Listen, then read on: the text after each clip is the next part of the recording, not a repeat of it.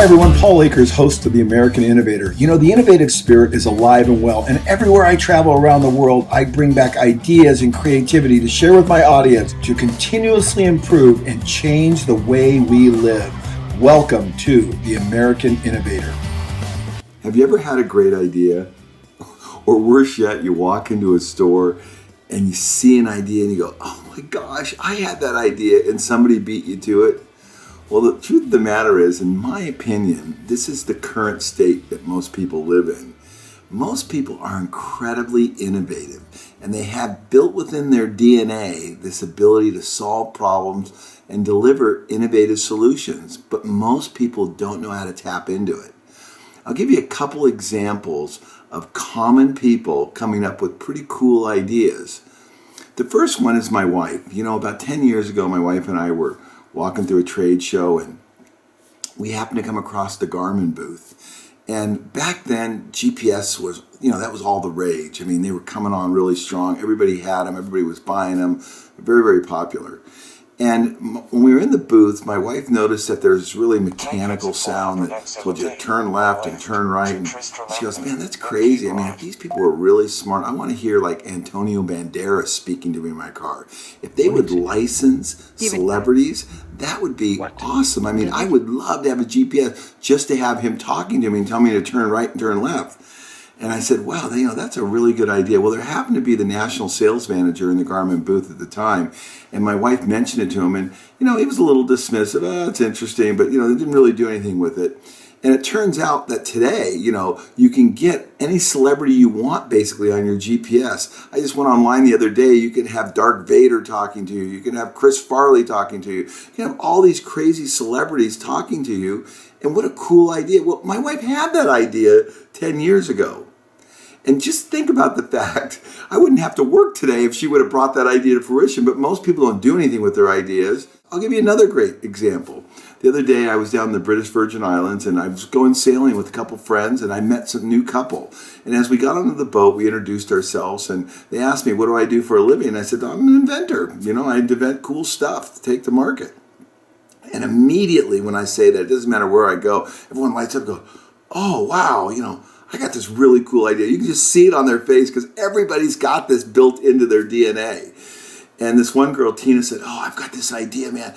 It's just driving me crazy. I really want to get it to market. And I go, well, what's the idea, Tina? She goes, I go to Costco and I buy all these clamshell packages, the ones that are, everything's encased in plastic and it's really difficult to get it out. And I just kill myself every time I want to get this stuff out. I break my nails, and they got to come up with a special knife. And I even got the name for it. It's called Tina's Teeny Weeny Pack Knife. I go, cool idea. I like the idea already. And she says, we need to make this knife that has this little tiny blade in it that sticks out, just like 1/8 of an inch, hardly anything, that I can stab into the plastic and then draw around the clamshell, right? And then I won't damage anything inside, and it just cuts it open and the product comes out. And then I don't hurt my fingernails, I don't hurt the package, I don't hurt anything. Everything's just perfect, right? The item's in good shape. I said, gosh, Tina, I can tell you, I struggle with that all the time. I always get those packages and I'm jabbing knives in. It's just crazy. It's dangerous. That's a brilliant idea. And I said, I think I can solve that problem. So I took one of the standard utility knives that we currently make at FastCap, and I just extended the blade just a tiny bit. And I tested the concept, and it worked perfect. I said, look, we could develop this idea very easily. It's based on this concept. And she looked at it and goes, that's exactly what I want. I said, hey, let's make it happen. Tina's Teeny Weeny Pack Knife. We can do that. So anyways, that's just another example. I mean, inside all of us is this great programmed ability to innovate. So let me give you another story.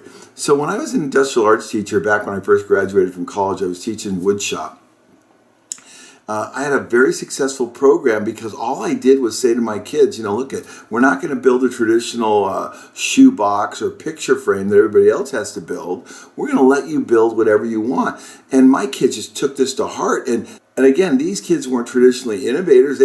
They were just interested in kind of creating and trying new things. And when I unleashed that, they went nuts. So they started building furniture, chairs, beds, rocking horses, all these incredible projects. And the program was wildly successful, had tons of kids in it.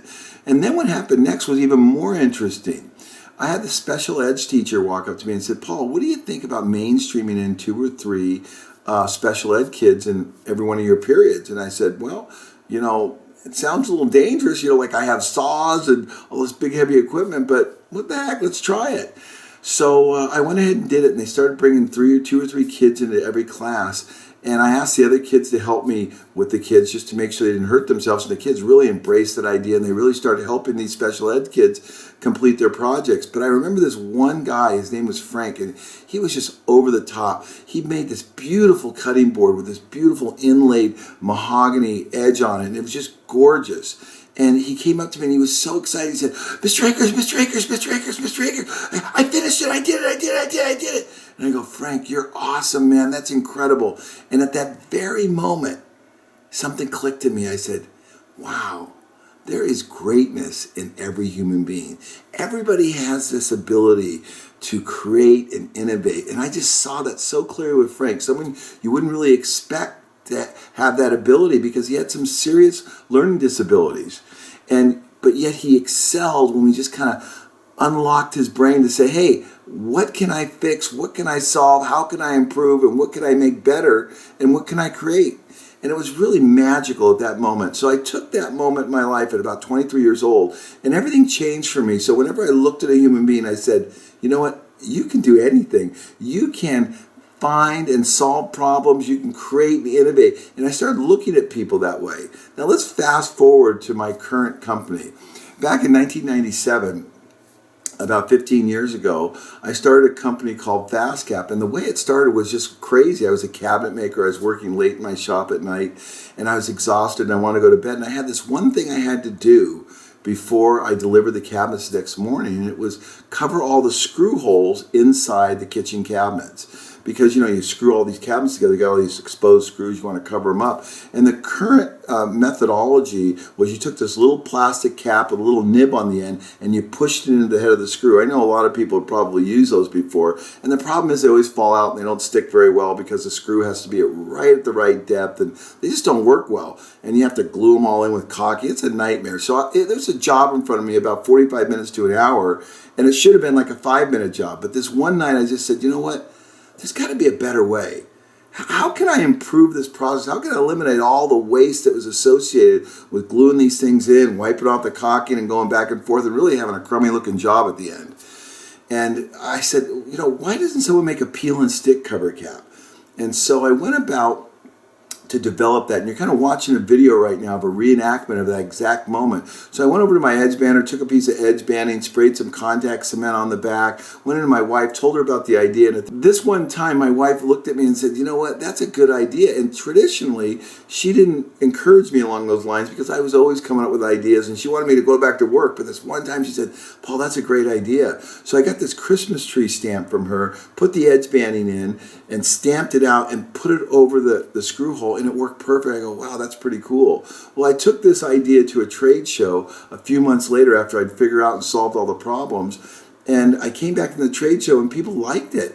And, the first month we sold like 5,000, the next month 12,000, the next month 18,000. I mean, it just took off. And so here I was, just a cabinet maker, just a regular guy, no industrial designer, no engineering degree. I didn't have any business degree or anything. I was just an educator. I was a teacher.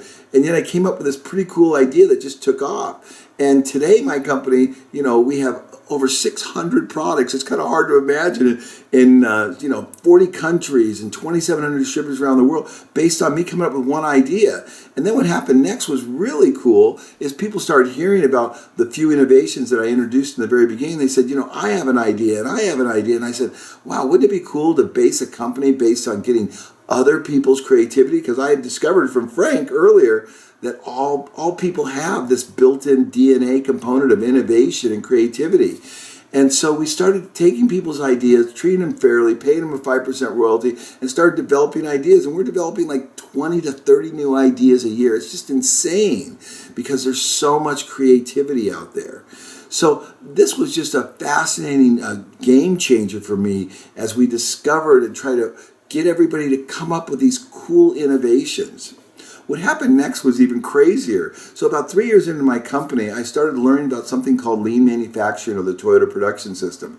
And this really took the whole innovation equation and put it on steroids, because all lean is eliminating waste. Remember the waste of putting in those cover caps, gluing them in, having them fall out, rework, and all the other stuff. It took these 8 wastes and it eliminated them through continuous improvement. So Toyota just simply said, hey, look, identify these 8 wastes, and I'll go over what the 8 wastes are right now, and then just eliminate those wastes consistently throughout your whole life. So I started teaching about these 8 wastes, and they're really simple. The first one is overproduction, and I like to tell it by telling a restaurant story, because everyone can identify with this. So let's say you're in a restaurant, and the restaurant, you order a salad, but the restaurant makes a little extra salad, right? So they overproduce. The first waste is overproduction. They make too much salad. And then they got to take that extra salad and they got to transport it, okay? The second one is transportation.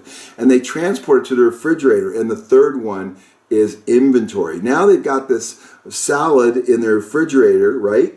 And then they wait for a day or two, and they go back to discover the salad is wilted, and the next waste is defects. And then after you have defects, now you got to take the salad out and you have to rework it, or you have to throw it out. In the process, you're using excess motion. And then the customer's waiting because your valuable chef is back there cleaning pots and pans or doing whatever they have to do to rework the salad that they made too much of. And the customer's saying, I want food, right? And then the last one is you're wasting the potential of that chef, because instead of doing thoughtful work of continuous improvement, they're encumbered in the whole waste cycle. So those are the 8 wastes. It's very simple. When you understand them in a quick story like that, it's very easy. I'll tell you one other story that I really love. Lilia at our company came up with this one, and this one really makes sense. So we try to make these 8 wastes very relevant.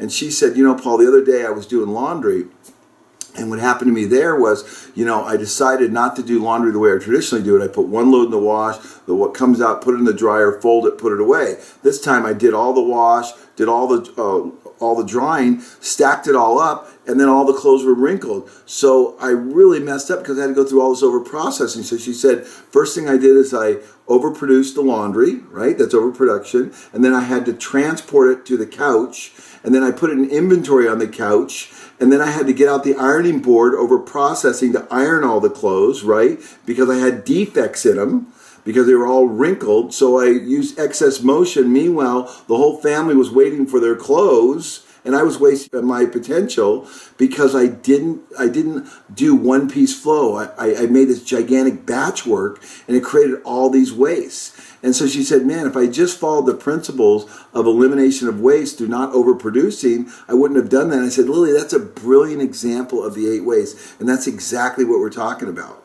And so when I started teaching my employees about these 8 wastes, it just became magical, because they started coming up with more and more innovations, because they could see problems, they could see waste, and then they eliminated waste, and then they innovated. They came up with great solutions. And so then I started teaching this to my customers. I started teaching everybody about these 8 wastes and about innovation through 8 wastes. And the customers started sending me in even more ideas. And the ideas were even more relevant because they were very pertinent to current problems that were going on in their current work. And so I'm showing you a couple more on the board right now. This is one of my favorite ones. This guy's Brian. He's an industrial arts teacher.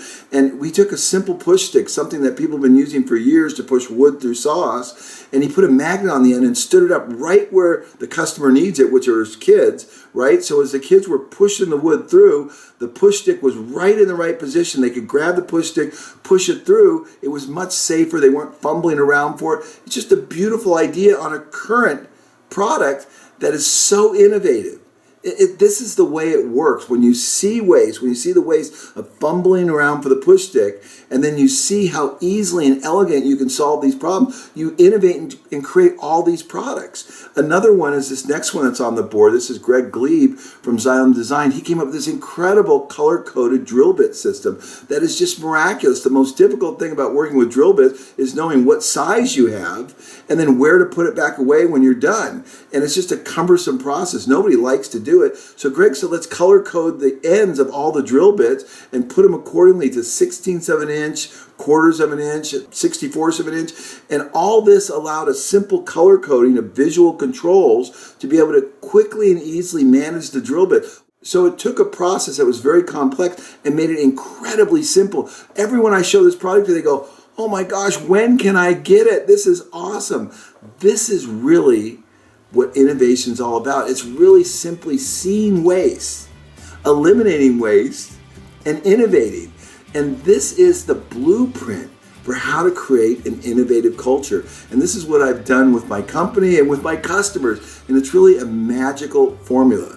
So the question I have for you is, what's your idea?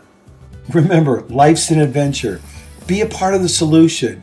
Go out, learn, improve, change, think outside the box. We can change the way the world thinks.